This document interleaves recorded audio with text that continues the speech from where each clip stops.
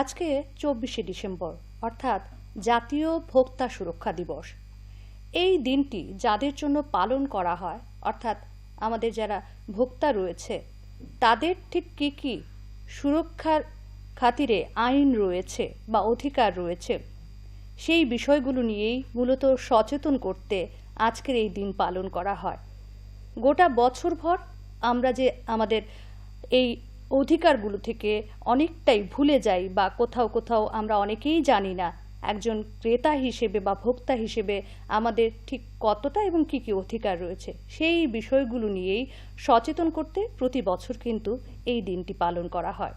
আর আজকেও এই ভোক্তা সুরক্ষা দিবস হিসেবে জাতীয় ভোক্তা সুরক্ষা দিবসকে পালন করতেই যারা টিভির ওপারে ভোক্তা বা ক্রেতা রয়েছেন আপনাদের জানানোর জন্যই আরও কী কী অধিকার রয়েছে বা ঠিক কী বা কতটা অধিকার রয়েছে আপনাদের ভোক্তা হিসেবে সেই বিষয়গুলো নিয়েই আজকে আমাদের ডিডি ত্রিপুরার এই বিশেষ আলোচনার অনুষ্ঠান। আর আজকে আমার সঙ্গে স্টুডিওতে এই মুহূর্তে রয়েছে আইনজীবী রণশ্রী পাল। আপনাকে অনেক অনেক স্বাগত আজকের আমাদের এই অনুষ্ঠানে।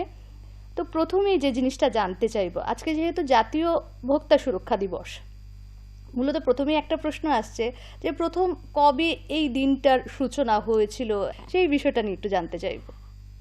এই দিনটা অ্যাকচুয়ালি 1986-এ যখন রাষ্ট্রপতি প্রথম এটাকে আমরা বলি না বিল পাস করা হয়, তো 24শে ডিসেম্বরই এই দিনটাকে এই দিনটাতেই রাষ্ট্রপতি এই বিলটা পাস করেন। তাই আজকের দিনে 24 ডিসেম্বরে আমরা এই ভোক্তা ন্যাশনাল যেটা করে ন্যাশনাল কনজিউমার ডে হিসাবে আমরা পালন করি। আমাদের ভারতবর্ষের ক্ষেত্রেই আজকে ভারতবর্ষে পালন করা হয়।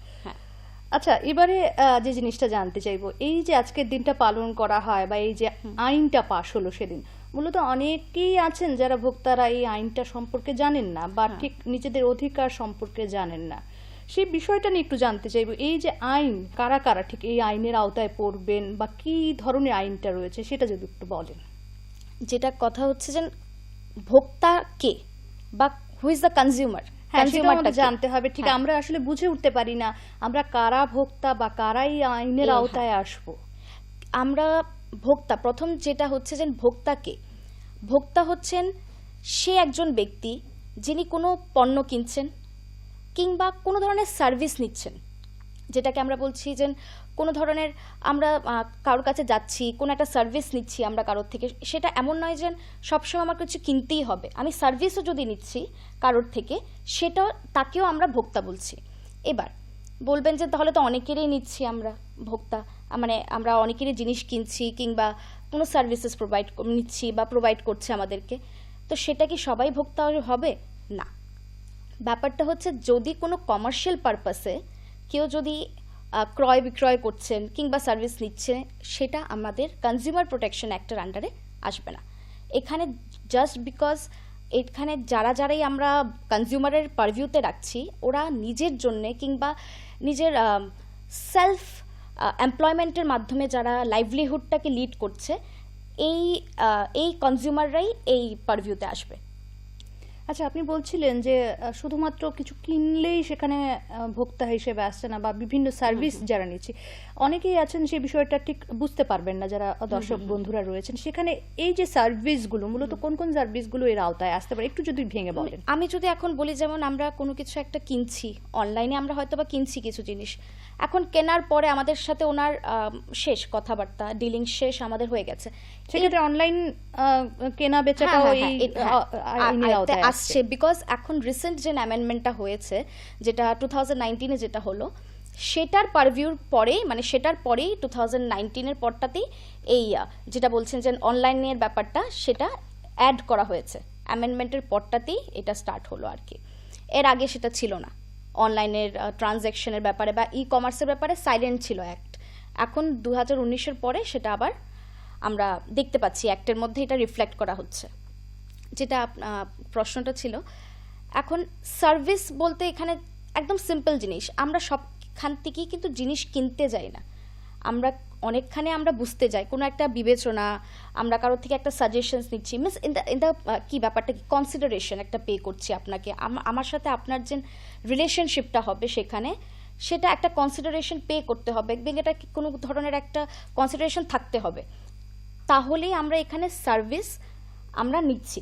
এখন কারোর কাছে আমি যদি নর্মালি গিয়ে একটা কিছু বললাম, উনি আমাকে একটা সাজেশন দিলেন, সেটার জন্য কিন্তু আমি উনি যদি সাজেশনটা কাজ না করে, তাহলে কিন্তু আমি ওনার বিরুদ্ধে আমি কোনো কিছু মিন্স আইনি অভিযোগ আনতে পারবো না।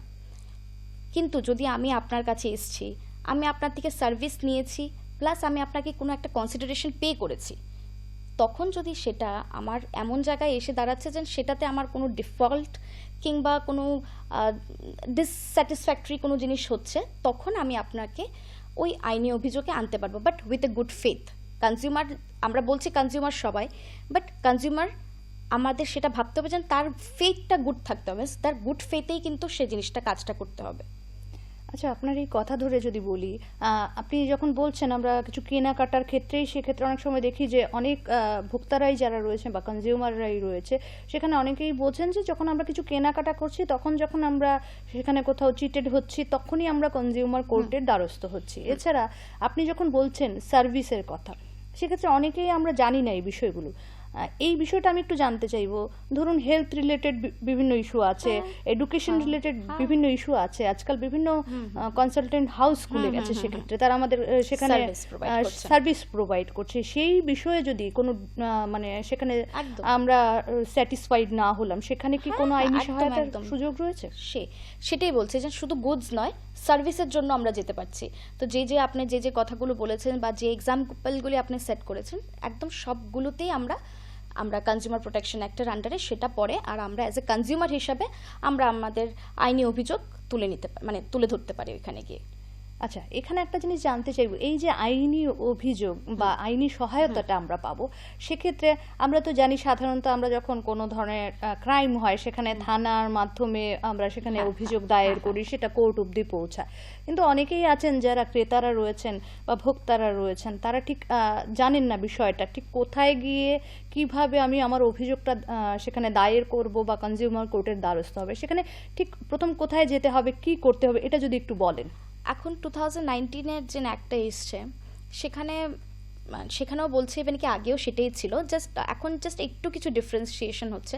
যখনই আমরা কোনো কিছু আমরা কমপ্লেন্ট ফাইল করি, ইভেন আমরা যদি বলছেন আপনারা যে পুলিশ স্টেশনে যাচ্ছি বা কোনো একটা পার্টিকুলার প্লেসে গিয়ে আমি ফাইলটা করছি, কোনো একটা কেস কোনো একটা কমপ্লেন্ট, এখানের মেন প্লেস হচ্ছে আমাদের আগে দেখতে হবে যে না আমি কোনখানের। এখন সাপোজ আমার একটা জিনিস আমি এখান থেকে কিনলাম, একটা প্রোডাক্ট আমি আগরতলা থেকে কিনেছি, বাট আমার বাড়ি হচ্ছে ধরুন না আসাম, ঠিক আছে। তো আমি যদি এখানে আমার তো বাড়ি তো এখানে নয়, তাহলে আমি কোথায় কেস করব? আমি যদি ফার্স্ট আমি জানতে হবে যে আমার জুরিসডিকশনটা কি, আমি কোথায় গিয়ে আমার এই যে অভিযোগটা আমি কোথায় গিয়ে রাখতে পারবো, যে কমপ্লেনটা কোথায় আমি প্লেস করতে পারবো। তো সেটার জন্যে আমার দেখতে হবে যে যদি আমি ক্রেতা হই, তাহলে আমার বাড়ি আসাম, আমি যেখান থেকে কিনেছি জিনিস সেটা হচ্ছে আগরতলা, আমার হলে আগরতলাতে কেসটা করতে হবে, নয়তো আসামে। বিকজ যেহেতু আমি কিনেছি কোথা থেকে, আগরতলা থেকে, যে আমার অপোজিট পার্টি সে এখানের, আমাকে যে জিনিসটা বিক্রি করলো সে এখানের, তাহলে আমি এখানেও আমি কেসটা করতে পারি, কিংবা আমি আসামে গিয়ে, বিকজ আমার বাড়ি আসাম, আমি কমপ্লেনেন্ট, তো আমি ওইখানেও করতে পারি। বা এখন হয়তোবা যে উনি হয়তোবা আসামে থাকেন না, উনি হয়তোবা গুজরাটে থাকেন কাজের সূত্রে, বাট উনি জিনিসটা কিনেছেন আগরতলা থেকে, তাহলে উনি যেহেতু কাজের সূত্রে গুজরাট থাকছেন, তিনি গুজরাটেও গিয়ে কেসটা করতে পারেন। সেক্ষেত্রে যিনি অভিযোগকারী রয়েছেন, তিনি যেখানে বর্তমান তার যেখানে বসতস্থান, সেখান থেকে করতে পারেন, কিংবা যেখানে থেকে কিনেছেন সেখান থেকে করতে পারেন। এবার কোথায় ব্যাপারটা হচ্ছে যে আমাদের এখানে 3টা স্তর আছে। আমাদের কনজিউমার প্রোটেকশন অ্যাক্টের আন্ডারে 3টা জিনিস দেওয়া হয়েছে, সেটা হচ্ছে একটা হচ্ছে ডিস্ট্রিক্ট কমিশন, একটা হচ্ছে স্টেট কমিশন, আর একটা হচ্ছে ন্যাশনাল কমিশন। এবার আমি যদি সাপোজ এই যে জিনিসটা কিনলাম, সেটা যদি সাপোজ আমি যে জিনিসটা কিনেছি সেটার দাম যদি ধরুন নিয়ার অ্যাবাউট 20 লাখ টাকা, কিছু একটা কিনলাম যেটার দাম 20 লাখ টাকা, তাহলে আমি কোন স্তরে গিয়ে আমি আমার কমপ্লেনটা দেব, সেটা একটা ব্যাপার। তো এখন যেটা 2019-এর অ্যামেন্ডমেন্টের পরে যেটা হলো, যেটা আমরা দেখছি যে একটা ওরা স্তর নির্দিষ্ট করে দিয়েছেন যে যেমন 1 কোটি টাকা অবধি যদি আমরা কোনো ধরনের অভিযোগ থাকে বা আমি কোনো কিছু কিনলাম 1 কোটি টাকা অবধি, তাহলে আমি ডিস্ট্রিক্ট কনজিউমার ফোরামে যাব, ঠিক আছে। যেটাকে আমরা বলি হচ্ছে district consumer dispute redressal forum বা কমিশন, সেখানে আমরা যাচ্ছি ফার্স্ট। এটা হচ্ছে আপ টু 1 crore। তারপরে হচ্ছে স্টেট কমিশনে হচ্ছে আমাদের আমি এখানে 1 to 10 crores। এটা শেষ স্টেট। এখন যদি আমার ধরুন 10 crores এর থেকে বেশি যদি হয় তখন আমি যাচ্ছি হচ্ছে ন্যাশনাল কমিশনে। আচ্ছা, ঠিক আছে। এবার আমি যদি কমপ্লেনেন্ট হই, আমি আমার কমপ্লেন রাখবো গিয়ে ফার্স্ট। যদি আমার, সেটা আমি বললাম, সাপোজ আমার 5,000 টাকারই মামলা, জিনিসটা আমার 5,000 টাকারই, বাট স্টিল আমি কিন্তু আমার অভিযোগ নিয়ে যেতে পারি কোথায়? ডিস্ট্রিক্ট কনজিউমার ফোরামে। সেখানে আমার একটা রিটেন একটা কমপ্লেন্ট লিখতে হবে। লিখে ওইখানে একটা অ্যাডিকুয়েট ফিজ আছে, ওই ফিজটা আমার 5 লাখ টাকা অবধি, মেবি 200 রুপিস। ওই ফিজটা আমার দিয়ে ড্রাফট কেটে, হ্যাঁ, কনজিউমার মানে ওইখানের যে কমিশন আছে ওইখানে এগেনস্ট একটা ড্রাফট কাটা হবে। ড্রাফট কেটে আমি ওইটা ওখানে রিটার্নস মানে আমার যে কমপ্লেনটা আছে সেটা আমি ওইখানে দিয়ে দেবো। এবার আমিও দিতে পারি, কিংবা আমার যদি কোনো এজেন্ট, সাপোজ আমি কাউকে অথরাইজ করলাম যে না আমি করবো না, তুমি করো, হ্যাঁ, আমার হয়ে যে কেউ করতে পারে, সেটার জন্য একটা অথরাইজেশন আমাদের আলাদা একটা ফরম্যাট আছে, সেটা অন্য একটা ব্যাপার। ওই অথরাইজেশন নিয়ে সে নিয়ে যেতে পারে।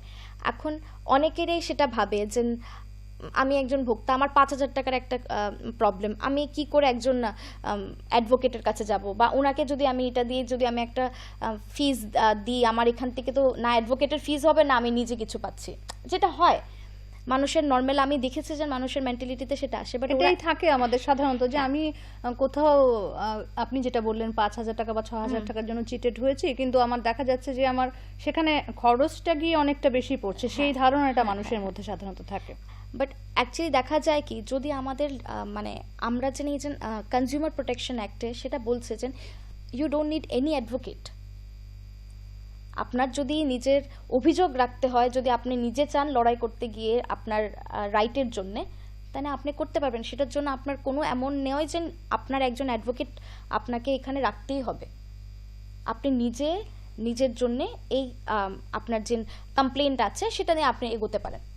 এটা ভেরি নট নেসেসারি, একদমই নেসেসারি নয় যে সে আপনার একজন অ্যাডভোকেটের কাছে যেতে হবে, তারপরে আপনার মানে এগোতে হবে। তাহলে এক্ষেত্রে আমরা একটা জিনিস দেখছি যে আমরা যখনই কোনো মামলা বা কোর্ট বুঝি, তখনই সবার আগে অ্যাডভোকেট বিষয়টা মাথায় আসে। কিন্তু এই যে আমাদের যে আপনি যেটা বলছেন যে ক্রেতাদের সুরক্ষার জন্য ক্রেতারা নিজেরাও সেখানে লড়াই করতে পারেন, সেখানে কোনো অ্যাডভোকেটের প্রয়োজন হচ্ছে না। ইভেন এটাও আমাদের দেখছি যে এটাও দেখা যায়, ইভেন এটা নর্মাল প্রসিডিংয়েও, যে লিটিগেশন কস্ট, যদি সাপোজ আমি একজন ক্রেতা, আমি একদম গুড ফেথে আমি আমার কেসটা করেছি, আমি কমপ্লেনটা আমার একদম genuine and it is been proved rather after, যে আমি আমার যেটা বললাম, আমার কমপ্লেনটা is been proved right, and যেটা হলো ওইখানে কিন্তু দেখা যায় যে কম্পেনসেশন যখন দেয় তখন কিন্তু লিটিগেশন কস্টও দিয়ে দেয়। লিটিগেশন কস্টও কিন্তু ইম্পোজ করা হয়, যে আপনি যেন অ্যাডভোকেট রেখেছেন কিংবা আপনি আসছেন, আপনি নিজের থেকেও যেন করছেন কেসটা, সেটার জন্য একটা লিটিগেশন কস্ট পর্যন্ত কিন্তু রাখা হয়। তো আমরা যতটুকু কনজিউমারের পারভিউ বা কনজিউমার প্রোটেকশন অ্যাক্টটাকে যতটুকু আমরা কঠিন মনে করি, সেটা সেরকম নয়। জাস্ট আমরা এতটুকুই ভাবতে হবে যে এটা জাস্ট নর্মাল জিনিস, যেহেতু আমি ভোক্তা, আমি জিনিসটা কিনেছি আমার এখানে, বা আমি কোনো সার্ভিস নিয়েছি, আর আমার এখানে কোনো ধরনের মানে আনফেয়ার ট্রেড প্র্যাকটিস হচ্ছে কিংবা কোনো ধরনের ডিসস্যাটিসফ্যাক্টরি কিছু হচ্ছে, আমি আমার কমপ্লেন্ট এখানে দিতে পারি গিয়ে। আর সেটার জন্য যেটা বললাম, কোনো আইনি বা মিনস অ্যাডভোকেট, আইনজীবীর কাছে যেতে হবে এমন কোনো কিছু নয়, সে নিজেও যেতে পারেন। হ্যাঁ, হয়তো বা সাজেশনের জন্য আসতে পারে, বা সেটা আলাদা ব্যাপার, বাট যে কেসটাকে মানে লড়াই করার জন্যে, সেক্ষেত্রে আসলে কি হয়, অনেক ক্ষেত্রেই আমাদের কনজিউমার এই বিষয়টা জানেন না, সেই জায়গায় একটা ওদের ভেতর দ্বন্দ্ব কাজ করে, তখন ভাবে যে ঠিক আছে চলো, যা ক্ষতি হয়েছে তো ক্ষতি হয়েছে।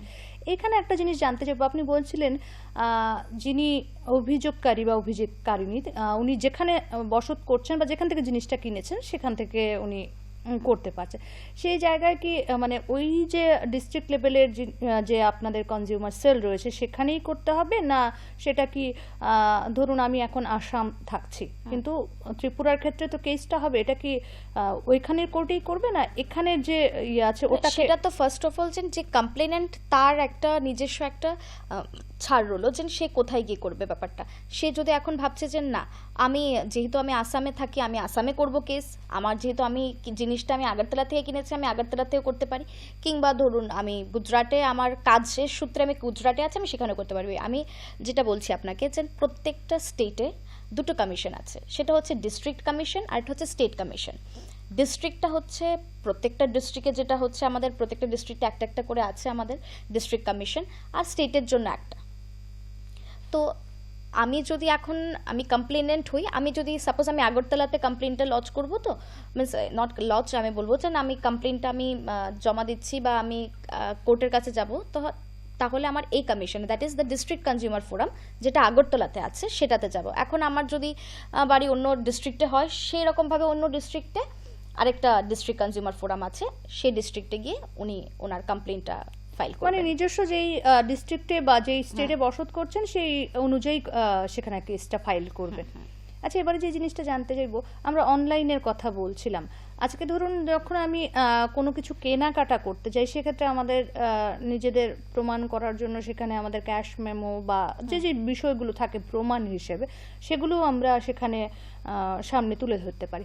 অনলাইনের ক্ষেত্রে কি হয়, আমাদের হাতে তেমন কোনো প্রমাণ থাকে না, কারণ আমি যখন জিনিসটা অর্ডার করি সেই হয়তো মেসেজটা, সেখানে কি আমাদের হাতে তো কি বলবো হার্ড কপি কিছু থাকে না, সেই এসএমএসটা বা কিছু, আজকাল তো অনেক ভুয়ো এসএমএস আসে বা কিছু, সেটাকে কি আইনিভাবে মান্যতা দেওয়া হয়? অনলাইনের ক্ষেত্রে ঠিক কি কি প্রভিশন রয়েছে একটু যদি বল। ফার্স্ট অফ অল হচ্ছে যে এখন অনলাইনের ক্ষেত্রে দেয়া অনলাইনেই এখন বেশি কেনাকাটা হচ্ছে, সেটাই। এখন যেভাবে আমরা বলছিলাম যে না, আগে নর্মাল রিটেল শপে যেভাবে আমরা কিনি, যেমন ওরা লাইবিলিটি আমরা ওদেরকে দিই, ওরা লাইবিলিটি যেভাবে নেয়, এখন অনলাইনের ক্ষেত্রেও সেটাই, এভরি ওয়ান ইজ লাইবেল। যদি আমি কোনো কিছু একটা কিনছি অ্যান্ড এটা ডিফেক্টিভ হচ্ছে, কিংবা কোনো ধরনের আমাদের পারভিউতে যেটা আমাদের ডিসস্যাটিসফ্যাক্টরি, অনেক সময় দেখা যাচ্ছে যে আমি একটা জিনিস এনেছি, এটা সাইজ হচ্ছে না, আমাদের সাইজে হয়তো বা সেটা হয়নি, কোপ আপ হয়নি, তখন কি হয়, রিটার্ন পলিসি থাকে। ফার্স্ট অফ অল আমাদের প্রথমেই যে আমি কেস করে দেবো সেটা তো নয়, ফার্স্ট হচ্ছে আমাদের রিটার্ন পলিসি থাকে। তো আমি রিটার্ন পলিসির জন্য আমি আগে যাব, যদি আমার রিটার্ন পলিসিও সে যদি অ্যাকসেপ্ট না করে, তখন আমি আইনের দ্বারস্থ হতে পারি। যেন তখন আই ক্যান গো, মিনস আমি আমার ডিস্ট্রিক্ট কনজিউমার ফোরাম হোক বা আমার যে পিকুলিনারি জুরিসডিকশন যেটা আছে সেটার অনুযায়ী আমি আমার কমপ্লেনটা ফাইল করতে পারি। তো অনলাইনের এখন ব্যাপারটা, আর এখন দেখা যাবে যে অনলাইনের ফ্রড ব্যাপারটা, মিনস এইসব কোম্পানিজ যেগুলো রেজিস্টার্ড কোম্পানিজ আছে, সেগুলো এইসব কিছু এখন আমরা দেখছি যেটা যে মানে এই অ্যাক্ট আসার পরে অনেকটাই কম হয়ে গেছে। এই ফ্রডুলেন্টলি যেন ওই ইট দেওয়া এইসব কিছু কিন্তু হচ্ছে না। এখন সবাই এই আইনটার আসার পরে সবাই জানে যে এটার কি হতে পারে কনসিকুয়েন্সেস, সেটার জন্যে এটা কিন্তু হচ্ছে না। বিকজ আগে এই যে নতুন একটার কথা বলছেন, সেটা যদি একটু বলেন, কারণ অনেক ক্রেতা বা বিক্রেতা যারা রিটেলাররা আছেন, ধরুন অনেকেই আছেন বাজারে বিক্রি করছেন, উনিও এই আইনটা সম্পর্কে ততটা সচেতন নয়, ক্রেতারা যেমন নয় উনিও, বিক্রেতাও নয়, কারণ উনি যখন সচেতন হবেন তখন উনি নিশ্চয়ই সেক্ষেত্রে ফ্রড করতে একটু চিন্তা করবে। এই যে নতুন একটার কথা বলছেন যেখানে ই কমার্সটাও ঢুকেছে, একটু যদি একটা বলেন। অ্যাকচুয়ালি একটা যদি বলতে চাই, একটা তো অনেক বড়, মোটামুটি কি কি প্রভিশন রয়েছে সেক্ষেত্রে? প্রভিশনসটার মধ্যে আমি যেটা বললাম আপনাকে, ইনক্লুড, আমরা যেটা বলি ইনক্লুড করা হয়েছে অনেকটা জিনিস, যেটা বললাম আমি আগে। আমরা যেমন দেখছিলাম মাঝখানে যে ডাইরেক্ট সেলিং ব্যাপারটা কিন্তু আমরা আগরতলা বলুন কিংবা পুরো ইন্ডিয়াতে অনেকটা স্প্রেড হয়েছে। এবার সাপোজ ডাইরেক্ট সেলিং, কেউ আমি কিছু জিনিস কিনছি, কার থেকে কিনছি, কোম্পানিকে কিন্তু আমি দেখিনি, আমি মানুষটাকে দেখেছি। হ্যাঁ, আমি একটা মানুষ থেকে একটা প্রোডাক্ট নিচ্ছি, যেটা এখন রিসেন্টলি হচ্ছে যে না কোনো অ্যাডভার্টাইজমেন্ট নেই কোম্পানির, কোনোখানে কিছু নেই, বাট একটা মানুষের থেকে আমি প্রোডাক্টটা কিনছি জাস্ট বিকজ অফ আমি ওকে দেখছি, ওর থেকে ফেথ নিয়ে আমি প্রোডাক্টটা কিনছি, বাট প্রোডাক্টটা একটা পার্টিকুলার কোম্পানির।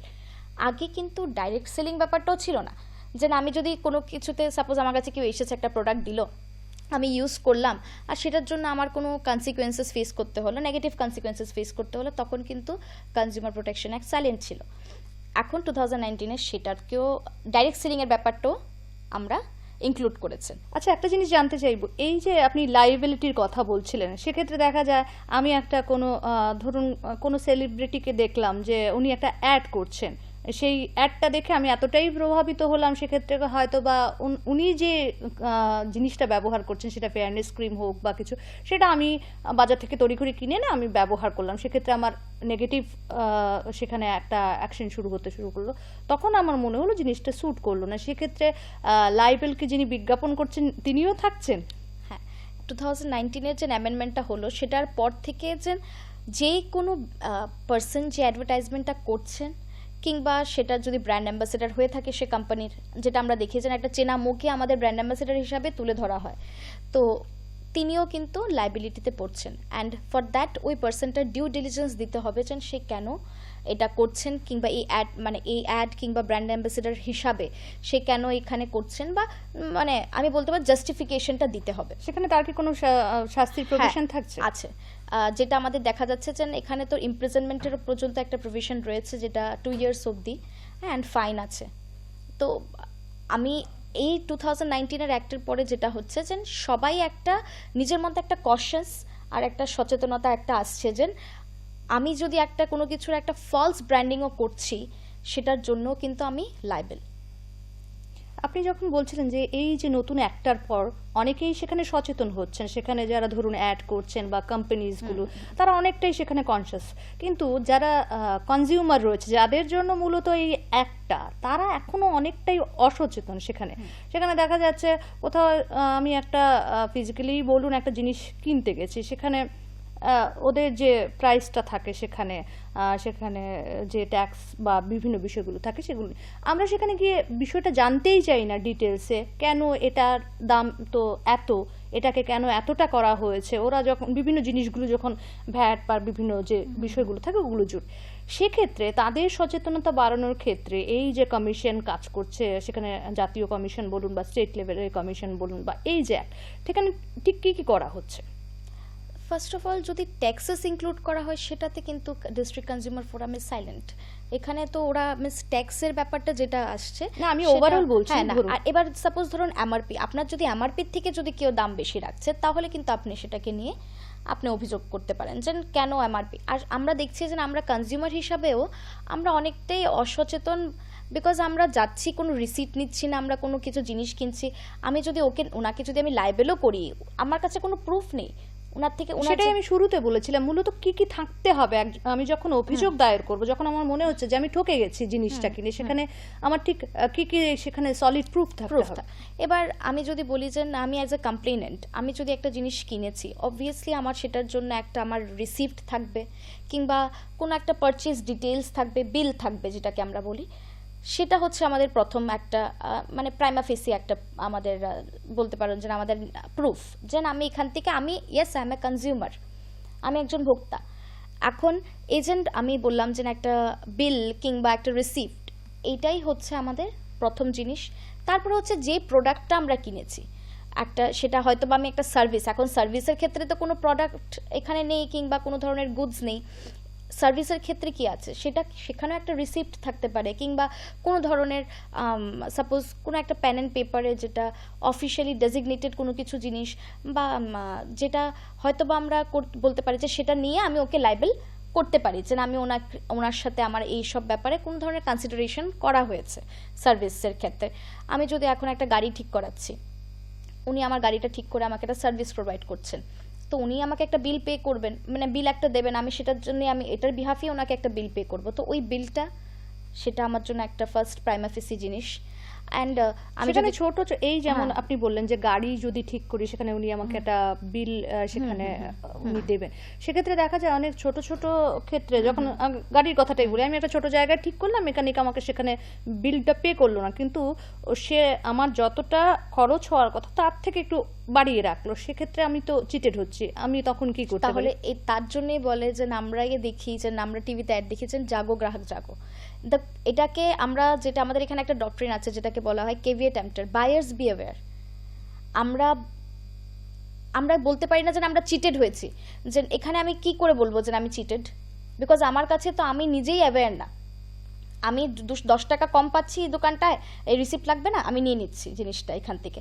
বাট না, আমি তো হয়তোবা যে দেখা যাচ্ছে যে আমি হয়তোবা আরও বেশি দিচ্ছি, কিংবা আমি যদি নেক্সট টাইম যদি ওই ম্যাটেরিয়ালটা নেওয়ার পরে আমার যদি কোনো প্রবলেম হচ্ছে, কিংবা আমি স্যাটিসফ্যাক্টরি না, আমার যেটা হওয়া উচিত সেটা পাচ্ছি না, আমি কিন্তু আমি ওনার সাথে হয়তোবা আমি ফিজিক্যালি গিয়ে বলতে পারবো, আর যদি উনি কথা মেনে যান তাহলে একটা ব্যাপার, বাট উনি যদি না করেন কোনো সুযোগ থাকছে না। কিন্তু আপনি যেমন এই জাগো গ্রাহকের যে কথাটা বলছিলেন, জাগো গ্রাহক জাগো, সেই জায়গায় তো কাজ চলছে অনেক দিন ধরেই, সেখানে ন্যাশনাল লেভেল থেকে স্টেট লেভেল। একটু জানতে চাইবো যে এই অ্যাওয়ারনেসটা আরো বাড়ানোর জন্য ঠিক কি কি কাজ চলছে এই মুহূর্তে? নতুন অ্যাক্ট তো এসেই গেছে, কিন্তু এই একটা মানুষের কাছে পৌঁছে দেওয়ার জন্য, সচেতন করার জন্য ঠিক কি কি কত দূর কাজ চলছে? ফার্স্ট অফ অল এখন আমি তো দেখি না যে না কোনো আগে আগে যেটা দেখতাম যে জাগো গ্রাহক জাগো, এখন আমি যেটা দেখছি যে সেটা একটা মানে একটা সেকশন অফ একটা চ্যানেল কিংবা টিভিতে আমরা দেখতে পাচ্ছি যে জাগো গ্রাহক জাগো কিংবা, কিন্তু আমি এই যে আজকে যেমন একটা awareness program only on the day of 24 December আমরা করছি, সেটাকে কিন্তু আমরা একটা রেগুলার বেসিসে কিংবা একটা নিজের থেকে একটা উদ্যোগ নিয়ে আমরা সেরকম করছি না। আর আমরা যদি ইভেনকে আমরা যদি সেগ্রিগেটও করি যে এখানের আগরতলা যারা আমরা মেন শহরে বাস করছি, অ্যাটলিস্ট আমরা কোনো না কোনো দিকে আমরা কিন্তু জানতে পারছি যে ব্যাপারটা নিয়ে অ্যাওয়্যার কোনো না কোনো দিকে হচ্ছি। বাট আপনি গিয়ে দেখবেন যে যেখানে রিমোট এরিয়াজ আছে ওইখানে মানুষেরা আরও বেশি ওরা এই কনজিউমার প্রোটেকশন অ্যাক্ট এগুলো তো দূরের কথা, ওরা জানেই না যে ওদের কি বেসিক রাইটস আছে কনজিউমার হিসাবে, ওরা আরও জিনিস কিনছে, ওরা আরও অনেক বেশি ঠকছে। রিমোট এরিয়া থেকে অনেক সময় শহরগুলিতে আসছে, মলগুলি থেকে জিনিস কিনছে, কিন্তু একটা সম্পর্কে সেভাবে জানছে না। সেটা এবার সেই ক্ষেত্রে কি দরকার? আমি তো বলবো যে state should take some actions against that, যে স্টেট এখানে কোনো অ্যাওয়ারনেস ক্যাম্পেইন করা দরকার, যেটা আমরা যখন স্টুডেন্ট ছিলাম আমরা করেছিলাম, এমন কনজিউমার প্রোটেকশন অ্যাওয়ারনেসের জন্য আমরা কিছু প্রোগ্রামস করেছি। বাট আমি বলবো সেটা অনেকটা কম, আরও বেশি হওয়া দরকার। বিকজ একে তো কনজিউমার শুধু নয়, আমরা নর্মাল মৌলিক অধিকারই জানে না মানুষ এখনো, তো সেখানে কনজিউমারটা তো অনেকটা ভাইটাল আর অনেকটা বড় সেক্টর হয়ে যায় মানুষের জন্য। তো আমার উচিত যেটা একটা ডেইলি বেসিসের একটা জিনিস, আমরা প্রত্যেক দিনই একজন একটা ভোক্তা, এভরিডে। তো আমার মনে হয় যে এই ব্যাপারটা নিয়ে আমরা মিনস এভরিওয়ান যারা আমরা আছি অ্যাজ এ কনজিউমার হিসাবে, আমাদের নিজের অ্যাওয়ারনেসটা নিজে করাটা সবচেয়ে বড় দরকার। যতই কেউ আমাকে যদি স্টেট থেকে যদি এসে সামনেও বলে, আমরা কিন্তু সেটা বুঝবো না যতক্ষণ না অবধি আমি নিজে সেটাকে গ্রহণ করবো। মিনস তার জন্যই বলে যে বায়ার্স বি অ্যাওয়্যার। একদম, জাগো গ্রাহক জাগো মানেই হচ্ছে গ্রাহককে নিজেকেই জাগতে হবে। আরেকটা জিনিস জানতে চাইবো, আজকে যে এই দিনটা 24 ডিসেম্বর জাতীয় ভোক্তা সুরক্ষা দিবস, প্রতি বছরই কিছু না কিছু থিম থাকে সেক্ষেত্রে, তো এবছরও নিশ্চয়ই রয়েছে। সেটা যদি বলেন যে এবছরের থিমটা কি রয়েছে এবং কেন এই থিমটা কি? এই বছরের থিমটা সেটা হচ্ছে ট্যাকলিং প্লাস্টিক পলিউশনটাকে নিয়ে এবার থিমটা। বিকজ দেখা যাচ্ছে যে the need of the hour এখন হচ্ছে পলিউশন। প্লাস্টিক এমন একটা দেখা যাচ্ছে জিনিস যে আমরা দেখছি যে এখন কিন্তু প্লাস্টিক ব্যান্ড, প্লাস্টিক ইউসেজটা ব্যান্ড অনেকটা জায়গায়। আগে মাঝখানে আমরা দেখতেও পেয়েছি যে মিউনিসিপ্যালিটির থেকে খুব একটা কড়া অ্যাকশনস নেওয়া হয়েছে যে প্লাস্টিক নিয়ে। ইভেন আমরা নিজে দেখেছি যে ইভেন কি কনজিউমার ফোরামসে মানুষের প্লাস্টিক ব্যাগ নিয়ে অনেকটাই মানে কি বলবো কেসের জন্য গেছেন কিংবা ওনাদের কমপ্লেন্ট লজ করেছেন প্লাস্টিক নিয়ে। এখন গভর্নমেন্ট কিন্তু একটা প্লাস্টিকের জন্য একটা কি বলবো ওরা বলে দিয়েছে যে এত প্লাস্টিক হলেই কিন্তু ইউজ করতে পারবো, এর নিচে ইউজ করতে পারবো না। তো এখন এবারে যে থিমটা যেটা দেখলাম আমি, যে ট্যাকলিং প্লাস্টিক পলিউশন, তো প্লাস্টিক পলিউশনটাকে কি করে ট্যাকেল করবে অ্যান্ড অ্যাজ এ কনজিউমার আমরা সেটাকে কি করে নিচ্ছি, কিভাবে আমরা ট্যাকেল করব, সেটা নিয়ে এবারে থিমটা আর কি। সব মিলিয়ে একজন আইনজীবী হিসেবে আমাদের এই নর্থ ইস্ট বলুন বা ন্যাশনাল লেভেল বা আমাদের স্টেট বলুন, আপনার কি মনে হয় কত পার্সেন্ট আমরা ঠিক সচেতন সেখানে? আমি যদি এখানের ক্ষেত্রে দেখেছেন, আমি বেসিক্যালি আমি আগরতলাতে যতবারই আমি ডিস্ট্রিক্ট কনজিউমার ফোরামে গেছি, আমি দেখেছি যে মানুষ কিছু হলেও জানে। আমি দেখেছি যে মানুষ নিজের থেকে আসছেন, কনজিউমার নিজের থেকে এসে কমপ্লেন্ট লজ করছেন ইভেন উইদাউট এনি অ্যাডভোকেট। আর আমাদের যে এখানে যে প্রিসাইডিং অফিসার্সরা আছেন, দে আর সো মাচ দে আর গুড, ওরা এত সুন্দর করে ওদের সাথে কোপ আপ করে ওদের থেকে জিনিসগুলো জানতে চাইছেন, যারা হয়তো বা জানেন না ব্যাপারটাকে নিয়ে, ওরা ওদেরকে বুঝিয়ে দিচ্ছেন। আমি বলবো যে খানিকটা অনেকটাই আগের থেকে বলতে পারবো যে অ্যাওয়ারনেসটা অনেকটা বেড়ে গেছে অ্যাওয়ারনেসটা। আচ্ছা, এখানে আরো একটা জিনিস, ওই মানে এই জিনিসটা তো অনেকটা বড় কনজিউমার প্রোটেকশন একটা, সেখানে বোধহয় প্রশ্ন উঠেই আসে। একটা জিনিস জানতে চাইবো, আমরা সাধারণত দেখি যেমন দামের ক্ষেত্রে বলছেন, খোলা বাজার থেকে যখন আমরা কোনো জিনিস কিনি সেটার যে দাম থাকে, ধরুন আমরা যখন মল থেকে কিনছি সেটার অনেকটাই হয়তো দ্বিগুণ বা তিগুণ সেখানে বেড়ে যাচ্ছে। সেক্ষেত্রে এই অ্যাক্টের আওতায় এগুলোকে মানে রোধ করতে ঠিক কি কি ধরনের প্রভিশন রয়েছে? এখন সাপোজ আমি কোনো একটা জিনিস কিনলাম, মল থেকে একটা জিনিস কিনেছি, মলে তো আমাকে আমাদের মানে বিল দিচ্ছে, ঠিক আছে। এখন আমি দেখলাম যে না, মলের থেকে যে জিনিসটা কিনলাম সেটার দাম আমার থেকে বেশি রাখা হয়েছে, কিন্তু আমার বুঝতে হবে যে এমআরপির থেকে কি বেশি রেখেছে জিনিসটা নাকি এমআরপির থেকে কম। আমি এখন বলতে পারি যে MRP is the maximum retail price, ঠিক আছে, সেটার বেশি রাখতে পারবে না। সেটার মধ্যে যদি ওনারা এখন আপনি বলতে পারেন যে নর্মাল একটা দোকান থেকে আমি যেটা কিনেছি এটা 150 রুপিস থেকে ছিল, আর আমি মল থেকে কিনেছি সেটা 151 রেখেছে, আর হয়তো বা এমআরপি হচ্ছে 152, ঠিক আছে, তাহলে কিন্তু আমরা আবার দ্বারস্থ হতে পারছি না, বিকজ এমআরপি তো অলরেডি 152, অলরেডি একটা আমার টাকা। মূলত রিটেল এমআরপি যেটা থাকবে সেটা যদি ঠিকঠাক থাকে তাহলে সেটা নেই। আইনের আওতায় আসছে না। যদি এমআরপি থেকে 1 টাকাও বেশি হয় সেখানে আইনের আওতায় আসছে। অনেক সময় দেখা যাচ্ছে যে নর্মাল দোকানেই এই যে না শীতের গরমের দিনে যখন আমরা কোনো ধরনের কোল্ড ড্রিঙ্কস কিনতে যাই, এমআরপি যদি 40 রুপিস থাকে সেটা ওরা আমাদের থেকে রাখছে 45 রুপিস করে। সেখানে ফ্রিজিং চার্জেস কি করে ফ্রিজিং চার্জেস আমার সেটা তাহলে আপনারা অ্যাজ এ কনজিউমার হিসেবে আমাদের কিন্তু এটা প্রশ্ন করা উচিত যে আমি কিন্তু এমআরপি যেটা আছে আমি সেটাই কিন্তু আপনাকে, তাহলে সেটা আমার ফ্রিজিং চার্জটা আইনের আওতায় আসছে না, সেটা তাহলে সেখানে একটা মানে কনজিউমার প্রোটেকশন অ্যাক্ট অনুযায়ী সেটা একটা দণ্ডনীয় বিষয় হতে পারে, সেই 5 টাকাও। বিকজ 1 টাকার জন্য আমি কেন বেশি দেবো আপনাকে? এখানে আমার যেটা এমআরপি আপনি ফ্রিজে রাখছেন সেটা আপনার ব্যাপার, আপনি ফ্রিজে রাখছেন, আমি কেন এটার জন্য 5 রুপিস এক্সট্রা দেবো? আমি নিজে দেখেছি যে মানুষ কিনে কিছু বলছে না, সেই জায়গাটা আমরা অনেকটাই সচেতন।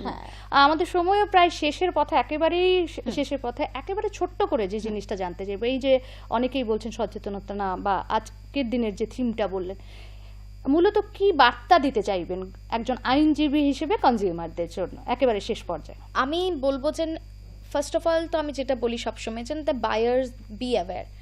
আমি যখন কোনো কিছু একটা কিনতে যাচ্ছি, এটা আমার ব্যাপার, আমাকে কে কি বলছে, আমাকে একটা সেলার কিভাবে সেল করছে, সেটার থেকে বড় কথা হচ্ছে যে আমি কি করে জিনিসটাকে আমার পারভিউতে আমি জিনিসটাকে দেখবো, বুঝবো, তারপরে আমি একটা জিনিস কিনবো।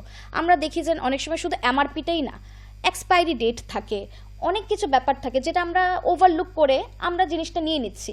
নেওয়ার পরে হয়তো বা আমরা আইনের দ্বারস্থ হলে আইন আমাকে সাহায্য করছে, কিন্তু আমি কেন হব? বিকজ আমার মনে হয় যে আমি অ্যাজ এ কনজিউমার ফার্স্ট আমার জানা উচিত, আমার দেখা উচিত, তারপরে হয়তো বা আইন তো আছেই সেটার জন্য। আমার অ্যাওয়ারনেসটা, আমার ব্যাপারটা আগে। আর ইভেন কি আমি সেটাও বলবো যে আমি অনেকবারই দেখেছি যে অনেকেরা গুড ফেইথে, কনজিউমাররারও ব্যাপারটা আছে গুড ফেইথ, অনেক সময় কি দেখা যায় ওরা নিজের থেকে ঠকে যাতে আমি গিয়ে একটা কমপ্লেন্ট লজ করতে পারি, বিকজ অলরেডি এটা আমার হাতে, আমি গিয়ে একটা বায়ারকে আমি সেটাতে একটা কম্পেনসেট আমাকে করবে, আমি সেই ব্যাপারটা নিয়ে আমি গিয়ে জিনিসটা করছি। আমার মতে সে জিনিসটাকে বন্ধ করা দরকার, বিকজ যখন আমি এটাকে মিসইউটিলাইজ করে নিচ্ছি জিনিসটাকে নিয়ে অ্যাজ এ কনজিউমার, আমার কাছে রাইটস আছে দেখে আমি এটাকে মিসইউটিলাইজ করাটা, সেটা করা উচিত নয়। একটা বায়ারকে দেখবেন হয়তো বা আমি আমার থেকে একটা জিনিস কিনছি, আমি হয়তো আপনাকে বললে হয়তো আপনাকে আমাকে এক্সচেঞ্জ করে দিচ্ছেন, বাট আমি সেটাকে না করে আমি ইচ্ছে করে গিয়ে এটাকে কম্পেনসেট করা হচ্ছে। বিকজ আমরা যেটা বলবো যে মানুষ একটা ভুল হচ্ছে সেটাকে দেখতে হবে যে সে কতটুকু অব্দি ভুলটা করছে। হ্যাঁ, তো এটাকে আমার বন্ধ করা উচিত। আর হ্যাঁ, অবভিয়াসলি যেটা not only the buyers but the sellers, তারাও সচেতন হওয়া উচিত এই আইনের প্রতি, যে 2019-এর কি কি পারভিউতে ওরা পড়তে পারেন কিংবা কি করলে ওদের আইন মানে শাস্তি হতে পারে সেটা ওরা জানা উচিত, আর ওদের ব্যবসা এগোনো দরকার। আপনাকে অনেক অনেক ধন্যবাদ রণশ্রী। অনেক কিছু বিষয় যারা আমরা জানি না কনজিউমারের, সেই বিষয়গুলো আজকে রণশ্রীর কাছ থেকে আমরা জানলাম, ঠিক কী কী রয়েছে এই আইনের আওতায়। মূলত যে বিষয়টা আজকের দিনের যে মূল কথা হতে পারে, জাগো গ্রাহক জাগো, এই যে কথাটা, সেটার সার্থকতা তখনই আসবে একজন গ্রাহক বা একজন ভোক্তা হিসেবে আমি নিজে যখন সচেতন হব, সেখানে আমার প্রয়োজনে 1 টাকার জন্য সেখানে সচেতন হতে হবে। পাশাপাশি যিনি বিক্রেতা রয়েছেন তাকেও সেখানে কি কি আইনের সেখানে দণ্ডনীয় ব্যবস্থা রয়েছে সেই বিষয়গুলো থেকে সজাগ থাকতে হবে। মূল কথাই হচ্ছে সজাগ এবং সচেতনতা। আজকের মতো আমাদের অনুষ্ঠান এখানেই শেষ করব। নমস্কার।